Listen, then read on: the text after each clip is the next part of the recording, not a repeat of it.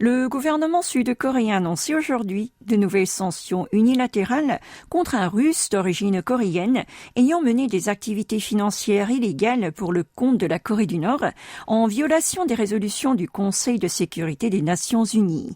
Un Nord-Coréen qui a coopéré avec cet individu ainsi que 2 entreprises fondées par eux ont également été inscrits sur la liste en question. Che, né en Corée du Sud, a quitté son pays natal alors qu'il était soupçonné d'implication dans une affaire de crimes financiers. Il s'est réfugié en Russie où il a obtenu la nationalité.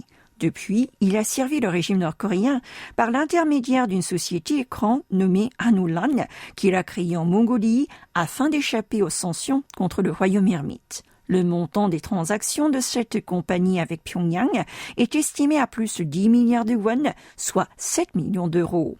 Un Nord-Coréen du nom de Seo est également visé par les mesures punitives de Séoul. Ce représentant de la Banque du commerce extérieur de la Corée du Nord à Vladivostok a investi avec Che dans la création d'une entreprise de commerce international baptisée Epsilon.